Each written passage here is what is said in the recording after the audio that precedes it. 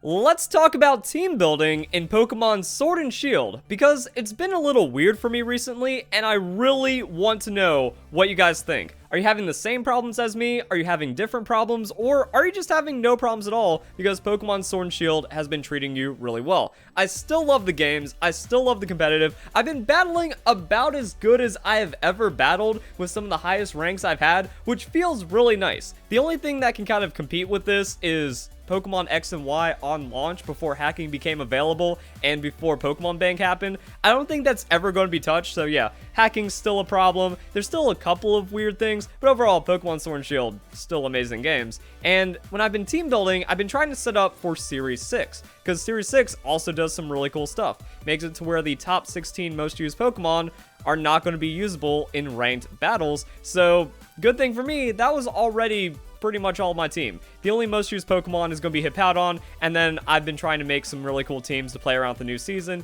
new meta, fun stuff. A lot of people are getting back into Pokemon, but then there's been a big problem.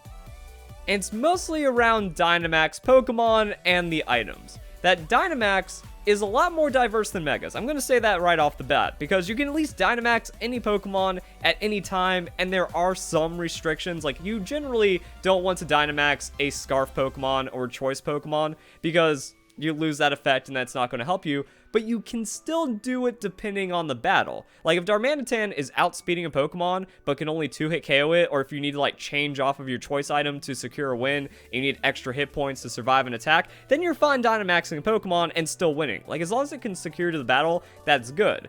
But if that's a situation, I'm probably going to bring Duraludon with the intent to Dynamax it, not pick Darmanitan. Like, let's say, alright, Darmanitan is on this team. Whoop, I just switched the items instead of the Pokemon, because I'm on item switch. Let's just say I'm going to bring Darmanitan. Okay, so I look at this team, I look at the opponent's team, I'm not going to think, wow, there might be the situation where I need to Dynamax Darmanitan, and then everything's still going to work out. It's like, okay, Darmanitan, I'm not seeing you this battle, let's go and bring something else. But let me get back to, like, the whole Life Orb thing, because I think my biggest problem is I want to use too many fun Pokemon. Like, Duraludon has been the MVP since Pokemon Sword and Shield came out and I discovered this moveset. Life Orb, highest damaging moves. This thing's only good for Dynamaxing. If I don't Dynamax this Duraludon, I'm going to have a really bad time, because Draco Meteor, well, now my special attack gets cut in half. Steel Beam, my health gets cut in half. Thunder, accuracy bad. Solar Beam, my DPS gets cut in half. So this is the, you don't do anything, but if you Dynamax, you one-shot everything, and you get cool kind of benefits. So it's pretty much that no matter what team I'm running, if I want to bring Duraludon, it just kind of gates me in. I have to run this Duraludon, and I have to Dynamax it if I choose on bringing it. But then if I don't bring it, I don't really have any other options. Because, yeah, I want to run Cursula doing the same thing. Just Dynamax, use my outrageous special attack, get all kinds of crazy just one-shots out of it, then we're good to go. But if I don't Dynamax, kind of a vulnerable Pokemon isn't going to accomplish as much, and I can't even put it on the team anyways because it has a Life Orb. Porygon Z, a lot of these Pokemon have the same thing. So it's like, if you want to Dynamax your sweeper Pokemon, pretty much has to have a Life Orb. Like, I already have Duraludon, I already have Porygon Z, I already have all these other Pokemon. So now Cinderace, it doesn't have to Dynamax with a Life Orb. But I can't really put it on my team because now I have too much offensive pressure, all focused around the Dynamax. And Sash Cinderace is alright, but it's not as good as Life Orb one-shots. It's not as good as Dynamax, it's not as good as doing all these other things, even though it's a really strong Pokemon. But I really want to run Duraludon because I think Dynamax Duraludon is better than the Dynamax Cinderace. So now I can't bring Cinderace because my Life Orb, a crucial slot for the sweeper Pokemon, has been taken up, and it's also kind of weird. Now, if we look over here, we also have, like, Choice Band and stuff. I have Dynamax my Rillaboom, because if you go into G-Max Rillaboom and you use a Grass-type move, it's going to be ridiculous no matter what happens, and it can kind of free you from the Choice Band a little bit, so that does work.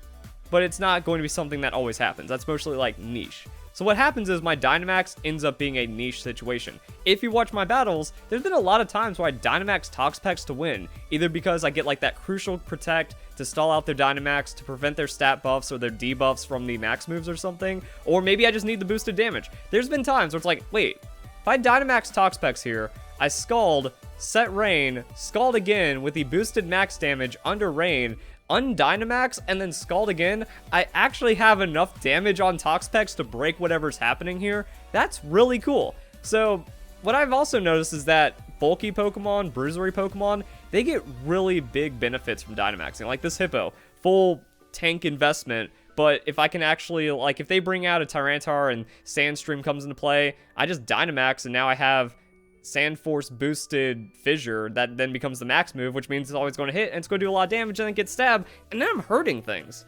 So that's like a really cool thing I've noticed. Like, oh, yeah, like things can happen, or maybe the opponent doesn't have Tyranitar. They just use a max Rockfall at some point. Hippowdon enters the game, and Hippowdon can even like switch in and tank that Rockfall, and now it's like, oh, if I Dynamax Hippowdon, I have more damage. That's kind of spicy.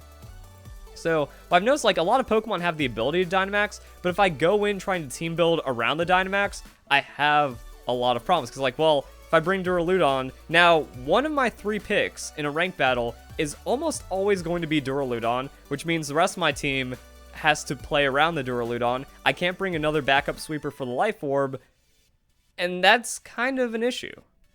So I hope you guys are able to understand all of that I just said, because I think it's kind of weird. It might have gone off in some other points, but maybe if you've just been battling Pokemon Sword and Shield and you have kind of similar experiences, you know exactly what I've been talking about. Or if you've been watching my battles, if you've been watching my live streams, twitch.tv/VerlisWolf, and you've been watching like my other just like team building and general Pokemon Sword and Shield competitive, you understand what's going on. Because like I love using Duraludon. This is such a good Pokemon, but it means I'm not able to do anything else. Like this effectively becomes a team I'll end up using, but it's like, okay, bring Duraludon.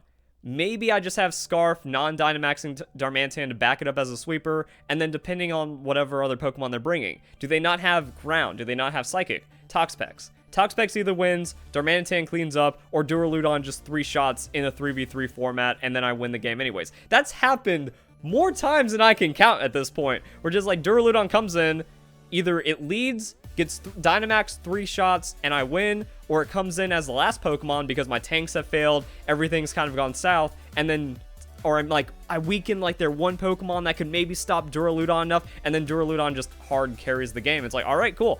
Duraludon wins from there. Very nice.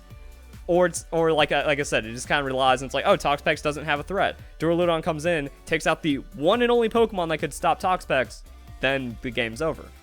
But it means I can't really build or play any other way unless I completely remove the Duraludon. If I remove Duraludon, an MVP Pokemon that I love using, and let's say I put the Life Orb onto Cinderace and I put Cinderace on my team, well, now we have like a different composition. We can take this team in a completely different direction. It's like, okay, Cinderace has Life Orb, isn't a mandatory Dynamax, and can actually like anti out some other Dynamax Pokemon. So like, Duraludon comes in, it Dynamaxes, and then like Cinderace just high jump kick Libros it and does an insane amount of damage and maybe finishes it off. Also, usually like this is the only, like I'm the only person running this Duraludon. Everyone else is running like inferior Duraludon. It makes the games easier to win, so that's cool. But like, I don't have to Dynamax Cinderace to take out Dynamax Pokemon. I still do really well. It also does really well against a lot of other things. If I have the Life Orb, Sucker Punch onto a Dragapult, that's just a way... Like, that was a KO before Libero. So now I have a lot of things going in my favor when it comes to this. Darmanitan can then back it up, so we have like 2 of the fastest Pokemon, highest damage Pokemon in the game, and I can maybe follow it up with another bulky damage Pokemon, like the Rillaboom. Just kind of sit this bad boy in here. Darmanitan and Rillaboom Cinderace is a good bring for 3, but if I see other things I don't like and I need to slow down their momentum, Toxapex can win the game, Hippo can win the game, anything from this can win the game. And that kind of also brings me like some other weird stuff. Like, I like running setup. And unfortunately, a lot of the setup sweepers are Fairy-type Pokemon. We have Alcremie as a Calm Mind, Draining Kiss sweeper Pokemon. We have Comfey as a Calm Mind, Draining Kiss sweeper Pokemon. We have Clefable as an unaware Calm Mind shenanigan sweeper Pokemon. I've got like a lot of weird... Like, I haven't even figured out a way to run Clefable yet. Like, I miss Leftovers, but the Key Berry is also super strong. I don't run Flamethrower anymore because there's no Ferrothorn. And if I try to bring more than one of them, I usually only bring only one of them. Like, if Comfey and Clefable are on the same team, it's almost always going to be Clefable, unless I'm using Comfey to counter out the Cinderace in a really weird way. And now that Clefable is also running Key Berry, this one isn't as reliable, but it's still kind of jank and wins me battles in really weird ways. And if I say bring Alcremie next to the Comfey, I never bring Alcremie in a good situation, and also that hinders my team building, because if they have a poison or steel type Pokemon, or just a really powerful Pokemon that can like two-shot me, like a Dynamax Cinderace or something, then the game gets a little tricky. So then I just kind of default back to the tanks that end up working, and then everything just kind of becomes the same. So I haven't like felt bad about the team building, because it does feel better than Generation 7, where you're forced to bring a Mega Pokemon, you're forced to bring a Z-move, and then your last Pokemon's like a choice Pokemon. And that's 3 of your 6, and you're pretty much almost always never bringing something else. Like that's the thing about Dynamax. At least any Pokemon can Dynamax, but it kind of feels like a Life Orb is your Mega Stone now. You Dynamax with a Life Orb, and now you have a Mega of any Pokemon in the game that you want. So it's like, yeah, that's kind of it. Like when I bring Duraludon, it's like when I bring Sableye. If I have Sableye on my team, it's always coming out. And it's always going to be in even like a 3v3 format. That is my hard carry win setup Pokemon. Duraludon, there's a few times where I see Duraludon in the bring 6, pick 3 and go, not going to be bringing it. You know, they have to have a lot of ground, a lot of fairy, a lot of like just hard stuff where it's like, you know what? Nah, Duraludon will not accomplish anything. And then, well, now because I'm so like stuck on this Duraludon, we now have a 5v6 situation, and depending on how the rest of the team is going, I don't have a Life Orb, I don't have any damage response, so it does make the game kind of weird. And I feel like it could just be item brings. Like, it would be really cool if we saw some more item diversity, but I don't know what else Game Freak could get rid of, and that's a completely, or not get rid of, what else Game Freak can add in, that's a completely different kind of discussion. A lot of people, like, the only thing I've seen being used is heavy-duty boots on Volcarona or Cinderace, and then all the new items just got no play because they're not as powerful. They're not as powerful as the choice items, not as ridiculous as Life Orb. They're not as, like, sustaining as leftovers. Like, I'd like to see an item. Like, if there was just an item, reduce all damage by 10%, I would be in love. But that seems overpowered, even though it's a very small number, you know? And this is a increase all damage by 30% item. So, I mean, we don't have, like, enough item opportunity that keeps the game balanced. To me, that's where Megastones succeeded in a way.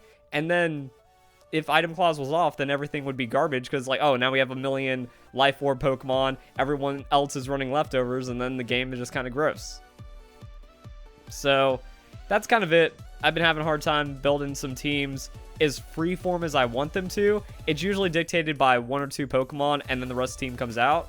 But it's different, because like when you're coming into Mega Evolutions or like Z moves and Generation 6 and 7, the whole team was dictated by the Mega you want to bring. With this, I'm not building for my Dynamax Pokemon. The Dynamax Pokemon is kind of influencing the rest of what I'm able to bring, because it takes up a Pokemon slot, it takes up an item slot, and it kind of also gives the direction that I'm going in. So it's a little more ambiguous, but it's also is creating these limiting problems I didn't think would happen with Dynamax. But I think that's also just because of balance. If Choice Band was still active while Dynamax and you're free to change moves, stupid, dumb, busted. We'd have way more problems right now. But it is like, it's starting to show. And that also just might be age. You know, we're almost a year into Pokemon Sword and Shield. No major changes, only new Pokemon being added in. Like, there weren't any buffs and nerfs. There weren't any moveset changes. There weren't any item changes. It's effectively the same thing, but now we're slowly adding in the National Dex, which has been pretty cool, but it's still Pokemon. At least in Omega Ruby Alpha Sapphire, we had Wave 2 Omegas by now. Ultra Sun, Ultra Moon didn't really do too much.